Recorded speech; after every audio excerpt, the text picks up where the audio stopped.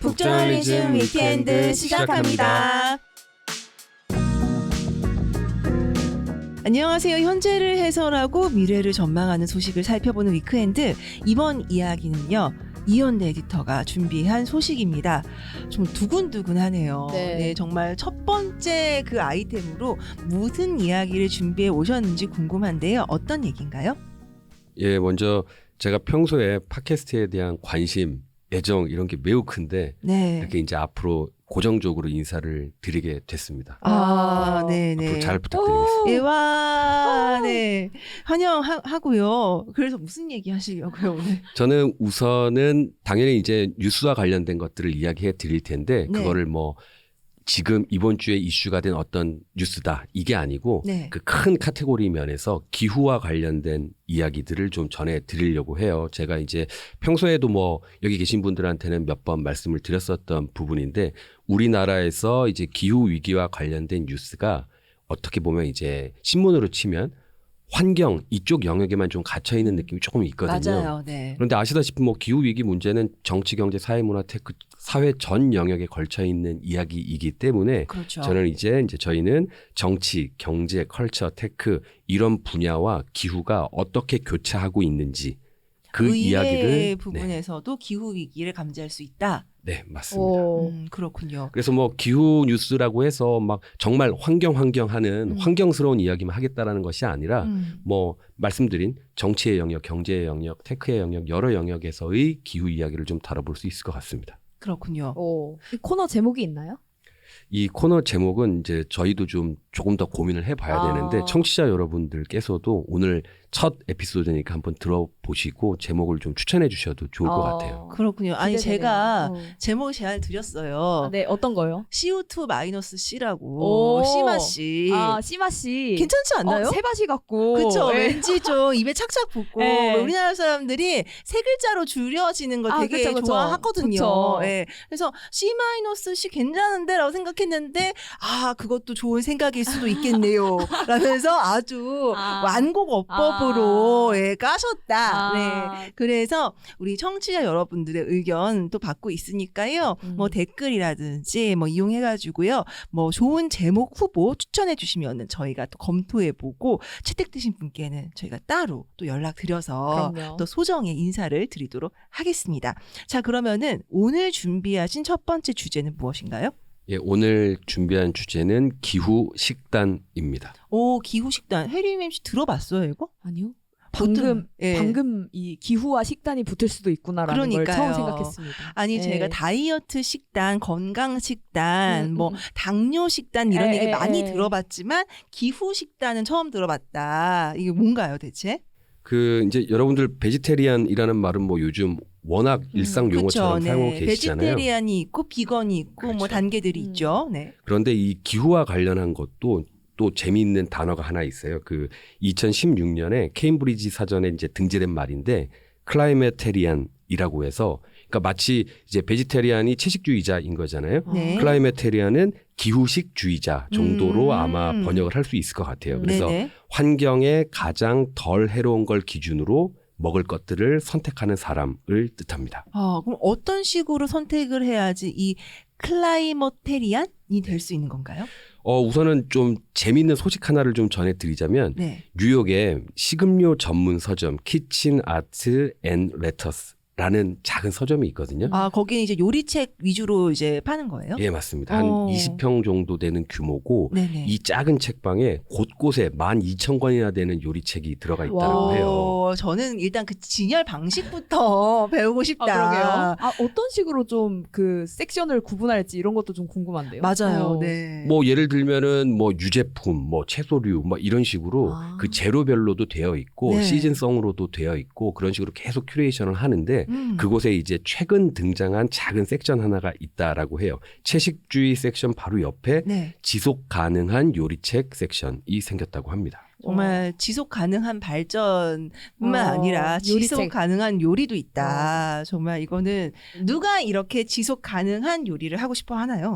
뭐 제가 이 서점 관계자를 직접 알고 있지는 못하기 때문에 네. 정확히 어떤 분들이 구입하는지는 알 수 없으나 네, 알 수 없으나 이제 관련된 통계는 있더라고요. 네. 미국 밀레니얼 세대 5명 중에 1명이 기후에 도움이 되는 방식으로 식단을 바꿨다라고 하니까요. 아마 이 서점에서도 당연히 요 연령대가 네. 좀 저쪽에 집중되어 있지 않을까라고 생각을 합니다. 그리고 이런 요리들을 그래서 기후 요리라고 부르기도 하고요. 아니 근데 기후 식단부터 시작해가지고 말이 너무 좀 귀여운데요? 귀여워요. 전 막 구름 이렇게 따가지고 이렇게 햇빛 살짝 쳐서 볶는 그런 이미지도 생각나고. 일단 여기서 이제 우리 혜림 MC하고 저의 삶이 너무나 다르다라는 게 느껴진다. 저는 기후 요리하니까 왠지 서약서 써야 될 것 같고 그 COP27 회의장 가가지고 선언해야 될 것 같고 되게 무거운 문제 같은데 그런 무거운 생각이 들어서 아니 요리를 즐겁고 재미나게 하는 게 아니라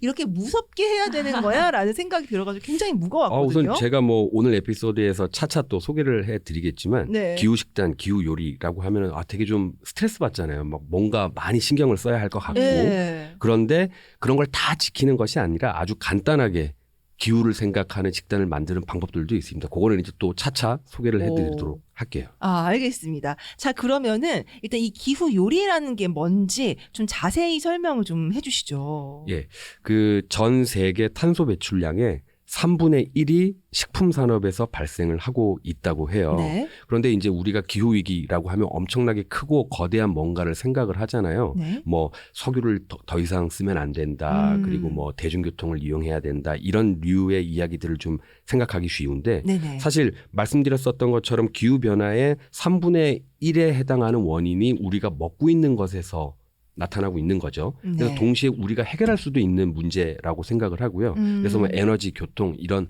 아주 거대한 문제가 아니라 우리 숟가락, 젓가락에 달려있는 문제라고 할 수 있습니다. 그렇군요. 자, 그러면은 뭘 좀 덜 먹고 뭘 좀 더 먹어야 돼요? 예, 우선은 이 지속 가능한 식단이라는 게 딱 한 가지 정답이 있는 게 아니에요. 뭐 예를 들어서 이제 채식주의자 분들이 말씀하시는 이제 채식을 해야 된다. 뭐 이런 것처럼 정답이 딱 정해져 있는 게 아니고 굉장히 여러 가지 손쉬운 방법들이 있습니다. 어떤 건지 궁금해요. 근데 혜림 MC 좀 알 것 같아요? 그런 거 있을 것 같아요. 우리 왜 이제 살 때 음식 살 때 대부분 플라스틱에 이제 포장해서 팔잖아요. 그렇죠. 아니면 포장을 이제 식당에서 포장을 해올 때도 플라스틱이나 비닐봉지를 사용하는 게 일반적인데 제 친구 중에 한 명은 그 반찬통 있죠. 그 락앤락 이제 그거 가지고 가가지고 거기다가 받아오는. 그래서 굳이 플라스틱을 쓰지 않는. 그리고 숟가락 젓가락 이제 배달 앱에서 이제 안 받겠다 표시도 할 수 있고. 전 그랬다가 한번 없어가지고 이제 입이랑 손으로 먹었던 적이 있는데 그런 것처럼 그런 것도 그러면 기후 식단인가라는 생각이 문득 드네요. 어떤가요? 맞나요? 기후 식단이라는 게 사실 뚜렷하게 정의가 있는 것은 아니어서 어디까지가 기후식단이고 어디 밖은 기후식단이 아니고 이런 것은 아니어서 방금 말씀하신 것도 충분히 기후식단의 영역에 저는 들어간다라고 생각을 하고요. 제가 말씀드리려고 하는 이 기후 요리에 큰 세 가지 방향이 있는데 그중에 첫 번째 방향하고 방금 말씀하신 게 되게 비슷한 것 같아요. 어떤 건가요? 이 첫 번째 방향이 바로 음식물 쓰레기를 줄이는 겁니다. 우리가 기후 위기라고 하면은 이거를 어떻게 해결하느냐라고 했을 때 이제 말씀드렸었던 것처럼 이제 전기차를 우리가 타야 되나 채식을 해야 되나 이런 좀 거창한 생각을 하기가 쉬운데 제일 손쉬운 거는 음식물 쓰레기를 줄이는 겁니다. 우리나라 음식물 쓰레기에서 나오는 탄소 배출량이 전체 승용차에서 나오는 탄소 배출량의 한 18% 정도를 차지하는 거라고 해요. 그럴 법하죠. 우리는 어쨌든 간에 유기물을 먹게 되어 있잖아요. 그 얘기는 우리가 먹는 음식물에 다 탄소가 붙어 있다는 얘기고 그걸 버리면 다 탄소가 되는 거겠죠. 근데 그건 너무 당연한 얘기 같고 또 말씀을 듣고 보니 저야말로 기후 요리, 기후 식단 실천하고 있는 사람이다. 그럴까요? 네, 저는 이제 절대 남기지 않는다. 먹을 만큼만 덜어서. 아니 유통기한 지난 것도 드시는데. 당연하죠. 유통기한 지난 것 나는 음수로 내버릴 수 없다. 다 내 뱃속에 넣어서 나를 살찌우는데 쓰고 있다. 안 돼. 그러다 항생제 먹어요. 안 돼. 항생제는 안 돼. 안 돼. 맞아요. 네, 그렇습니다. 아니 사실 그거는 1인 가구이신 분들은 많이들 그렇게 하실 거예요. 음식물 쓰레기만큼 그게 처치하기가 너무 곤란하기 때문에 되도록 안 만들게 되잖아요. 그리고 그 얘기는 무슨 얘기냐? 실천하기 굉장히 좋은, 쉬운 얘기라는 거가 될 것 같아요. 자, 그러면은 첫 번째 얘기 뭐 들어보니까 뭐 실천하기 어려울 것 같지 않아요. 그럼 두 번째는 뭔가요? 예, 두 번째는 육류를 포함해서 환경적, 사회적 부담을 수반하는 특정 성분은 덜 먹는 것입니다. 먼저 육류에 대해서는 잘 알고 계실 거예요. 아까 말씀드렸었던 것처럼 전 세계 탄소 배출량의 3분의 1이 식품 산업에서 발생한다라고 말씀드렸었는데 네네. 그 3분의 1 중에 60%가 육류에서 발생합니다. 그래서 가급적 고기류를 덜 먹는 것. 그거는 뭐 근데 많은 분들 알고 계실 것 같고요. 네. 그리고 이제 그 미국에서 이런 기후 요리 관련한 재미있는 책이 한 권 나왔는데 네. 책 제목이 하나의 냄비 팬 행성이라는 책이에요. 근데 이게 아직 국내에 번역돼서 들어오지는 않았고 원제는 원 팟 팬 플래닛이라는 책인데 이렇게 또 잘 지어요. 그렇죠. 책 제목이 딱딱 입에 달라붙죠. 네. 이 책에 나오는 내용을 보면은 이제 아몬드 같은 거는 좀 적게 먹자. 왜요? 왜냐하면 아몬드가 물을 어마어마하게 많이 소모를 한대요. 그렇구나. 그 아보카도 이런 것도 맞아요. 그렇잖아요. 네. 그래서 아니 왜 그렇게 맛있는 것들은 물을 많이 쓰죠? 아스파라거스도 물 엄청 많이 쓴다고. 그러니까요. 맛있는 아이들이 그렇게 물을 많이 쓰네요. 아몬드 하나를 만드는데 물 2리터에서 3리터 정도가 들어간다 그러더라고요. 하나요? 알에. 와. 근데 그 물을 다 어디다 쓰고 나한테는 안 주고. 그러니까 그 아몬드는 왜 그렇게 굉장히 건조한데. 건조하고 딱딱하잖아요. 그 아이가 잘하는데 그렇게 많은 물을 소모한다. 그래서 우리가 이제 마트 같은 곳 가 보시면 이렇게 아몬드 많이들 구입하실 텐데 네. 보통 캘리포니아산이 많잖아요. 네네. 그런데 캘리포니아의 수자원의 10%를 아몬드 농장들이 사용하고 있다고 합니다. 와, 사실 저희가 작년, 재작년 그 캘리포니아 지역 중심으로 해서 미국 서부의 가뭄에 대해서 이야기를 굉장히 많이 했었잖아요. 사실 기후 위기 때문에 물자원의 부족이라는 것이 굉장히 커다란 이슈로 떠오르고 있는데 그런 식으로 우리가 입이 좀 즐겁자고 좀 비정상적으로 많이 아몬드를 키우기 위해 돈을 그렇게 돈이 되는 물을 그렇게 쏟아붓고 있다라는 게 굉장히 뭐랄까 좀 놀라운 사실이네요. 네. 아니 근데 그러면 뭐 먹어야 돼요, 우리? 뭐 아몬드 못 먹고 뭐 먹어야 되는 거죠? 그래서 이제 이 아까 말씀드린 원 팟 팬 플래닛 이 책의 저자 안나 존스라는 분이 하는 말은 아몬드를 먹지 말라는 건 아니에요. 뭐 아몬드도 그렇고 또 초콜릿 같은 경우에도 한 번씩 막 기사들이 나잖아요. 맞아요. 농장이 좀 노동 착취를 한다. 맞아요. 같은. 아이들의 그렇죠. 그 아동 노동 착취 이런 거. 그래서 그런 류의 음식을 아예 끊으라라고 하는 것은 아니고 일상처럼 먹고 있었다면 이것을 하나의 특별한 간식처럼 횟수를 조금 줄여보는 건 어떻겠냐. 뭐 이 정도의 제안입니다. 그래서 아주 급진적인 제안은 아니어서 충분히 좀 고려해 볼 만한 옵션인 것 같아요. 케이크처럼. 네, 맞습니다. 네, 특별한 날에 특별하게 즐기는. 찰리와 초콜릿 공장에서 이제 특별한 날에 초콜릿 하나 딱 사 먹잖아요. 이미 기후 식단을 하고 있었네요, 찰리가. 그렇네요. 그런 거군요. 아니 맞아요. 사실 우리가 풍족하게 누릴 수 없는 것들을 무리해서 풍족하게 누리려고 하다 보니까 사실 이런 무리한 일들 캘리포니아 수자원의 10%를 아몬드 쏟아붓게 되는 이런 기형적 일들이 일어나는 것일 텐데요. 그런 것들을 우리 삶의 방식을 좀 교정하는 것만으로도 바꿀 수 있다라는 건 좀 고무적인 것 같아요. 저는 막 그 리틀 포레스트 있잖아요. 영화. 네. 그런 데서 막 이렇게 뒷산에서 이렇게 따가지고 뭐 얼음물에 살짝 치쳐가지고 탁탁 털어가지고 이제 입에다 넣잖아요. 이런 게 정말 기후 식단 아닐까. 지금 방금 해리 메디터가 이야기하신 그 리틀 포레스트의 사례가 네네. 제가 말씀드리려고 하는 이 기후 요리의 세 번째 방법입니다. 현지 재료 그리고 제철 재료를 먹는 것. 근데 이거 사실은 굉장히 중요한 이야기라고 생각을 하는 게 왜 제가 이제 한동안 그 뭐라고 해야 되나 삶의 여유가 있었을 때는 그 한살림이라든지 뭐 그런 그런 생협 이제 통해 가지고 식재료를 사서 직접 씻어서 먹곤 하였었는데 그게 이마트와 한살림의 차이가 뭐 당연히 있겠죠. 뭐 유기농이고 뭐 어쩌고 이렇게 있겠죠. 근데 가장 큰 차이가 무엇이냐? 이마트에서는 이마트 창원에서도 이마트 삼본에서도 그리고 이마트 월곡에서도 똑같은 토마토를 살 수 있습니다. 한 산지에서 토마토를 수확을 하잖아요. 그러면 통으로 계약을 해가지고 전국에 있는 이마트에 뿌린단 말이에요. 거기서 특별히 품질 관리를 하겠죠. QC를 이제 맞추겠죠. 그래가지고 전국에 있는 이마트에서 똑같은 토마토를 사 먹을 수 있는데 생협에서는 제가 마포구에서 받아 먹을 수 있는 고구마와 제가 안양에서 받아 먹을 수 있는 고구마가 다릅니다. 아, 정말요? 네.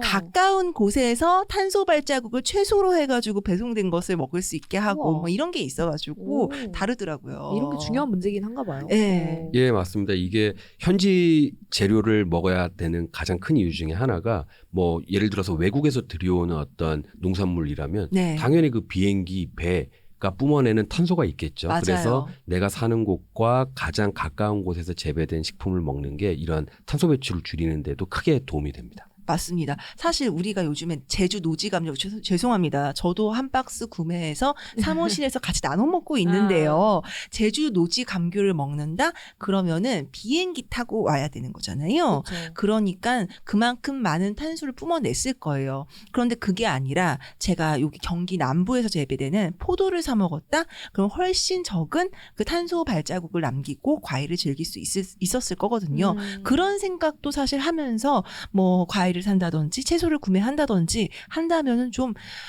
탄소 발자국을 확실히 줄일 수 있겠다라는 생각이 드네요. 예, 맞습니다. 그리고 이제 아까 말씀드렸었던 또 하나가 이제 제철에 난 재료를 먹는 것. 맞아요. 그건 왜 중요해요? 이거는 이제 아주 가장 간단하게 말씀드리자면 제철이 아닐 때 재배를 하려면 하우스가 필요하잖아요. 예, 온실에서 재배를 해야 되기 때문에 그만큼 에너지가 더 투입이 되는 거죠. 그렇네요. 맞아요. 아니 그래가지고 그 겨울에 뭐 기름값이 오르면은 뭐 농촌에서 뭐 이 연료값이 올라가 좀 힘들다 이런 얘기를 하는데 사실 가만히 생각해 보면은 아니 땅에다가 그 보일러를 떼나 막 이런 생각을 하는데 땅이 아니라 하우스에다 보일러를 떼니까 그런 문제가 있네요. 예, 그게 그렇다고 하더라고요. 여름에 이제 딸기탕으로 이런 거 이제 먹으면 안 된다. 딸기탕으로 금지다. 딸기탕으로 금지. 뭐 이렇게 되는 거죠. 그리고 이제 제철 음식이 실제로 맛도 더 좋고요. 그건 맞아요. 그건 맞아요. 맞아. 여름 딸기는 요만해요. 씨알이 요만해. 맞아요. 그래서 여름에는 가지를 먹고 겨울에는 물을 먹는 삶이 기후 식단의 출발이 될 수 있다라는 거네요. 듣다 보니까 저희 이제 시골에 사시는 고모가 이미 다 하고 계시는 것 같아요. 그렇구나. 네, 굳이 이렇게 뭐 막 대형 농장을 하고 이러진 않고 그냥 뒷산에서 이제 조그만하게 해서 그거 이제 열무 뽑아다가 이제 김치 만들어서 먹고 뭐 이런 식으로 하는 거 저도 보면서 저렇게 살면은 나중에 좋겠다라고 생각을 했었는데 이런 것도 뭔가 기후식단 하고 계시네요. 이렇게 한마디 할 수 있겠네요. 그렇네요. 그리고 또 저는 오늘 이야기 나누다 보니 드는 생각이 이 기후식단을 실천하는 것이 우리가 음식을 먹는 데 있어서 발생하게 되는 많은 부조리들이 있잖아요. 이를테면 농촌에서는 분명히 무를 100원에 팔았는데 서울에 왔더니 무가 5,000원이 됐어요. 뭐 이런 일들, 이런 것들도 사실 가까이에 있는 생산지에서 바로바로 사서 먹는 문화가 좀 정착이 된다면은 그 유통 과정에서 발생하는 부조리도 좀 줄일 수 있는 실마리를 발견할 수 있게 되지 않을까, 뭐 이런 희망적인 생각도 듭니다. 예, 맞습니다. 이 기후 요리 관련해서 이제 뭐 발언들을 하시는 분들 이야기들을 들어보면 사는 곳 인근의 농장에서 이런 식재료를 구입하는 것이 지역 경제 활성화 그리고 맞네요. 어떤 이 지역 식품 경제 이런 것에 있어서도 뭐 큰 도움이 된다 이런 주장들을 하세요. 그렇군요. 아니 우리가 사실 지역 소멸 문제에 대해서 굉장히 심각하게 논의하고 있잖아요.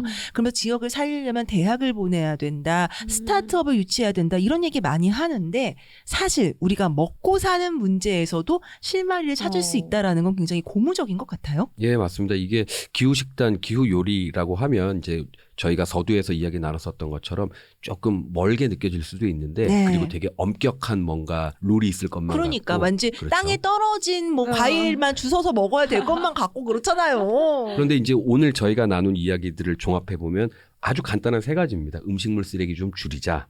그리고 이제 육류를 포함해서 환경적, 사회적 영향에 이제 좀 부담을 주는 그런 음식들을 조금은 줄여보자.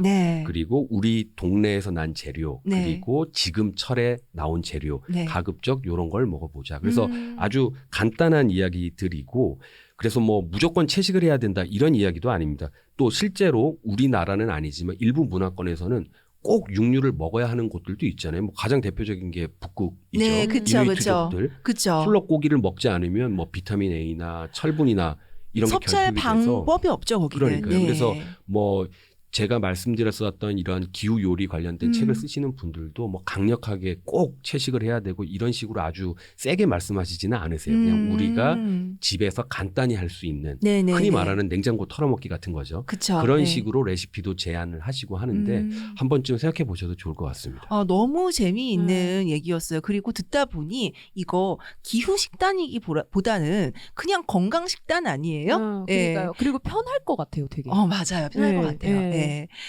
오늘 굉장히 재미있는 이야기를 들으면서 첫 번째 그 이현대 에디터의 순서를 마무리를 하게 됐습니다. 어땠어요, 혜림 에디터? 재밌었어요? 네, 재밌었고 생각보다 편하네요. 다행입니다. 편안하고 그리고 되게 제가 살았던 그 뭔가 경험들이랑 이 좀 낯선 용어랑 이렇게 합쳐지니까 되게 생경하면서도 익숙하고 그래서 정말 해볼 수도 있겠다라는 생각이 드는 좀 회차였던 것 같아요. 그렇군요. 사실 기후 식단이라는 용어를 처음 들었을 땐 멀게 느껴졌는데 우리 삶하고 굉장히 착 붙어있는 이야기들이 많이 나와서 유익했던 것 같습니다. 오늘 첫 시간 어떠셨어요? 예, 저도 너무 재미있게 잘 했고요. 그리고 이제 저희 지금 이제 팟캐스트 녹음 끝나고 이제 식사를 하러 갈 건데 이제 식당에 가서도 음식물을 남기지 않고 아주 깨끗하게 비워보는 걸로. 네, 그거 뭐 저희가 자신이 있죠. 그쵸. 네, 그렇습니다. 네, 자 그러면은 북저널리즘 위켄드 오늘 순서도 여기서 마무리하겠습니다. 그리고 저희는 다음 주에 더욱더 재미있고 유익한 소식 준비해서 돌아올 것을 약속을 드릴게요. 북저널리즘 위크엔드는요, 북저널리즘 웹사이트, 애플 팟캐스트, 스포티파이, 네이버 오디오 클립 그리고 유튜브에서도 만나보실 수 있습니다. 자, 저희 다음 주에도 돌아올 테니까 잊지 마시고 꼭 챙겨주세요. 그럼 다음 주도 위크엔드에서 만나요.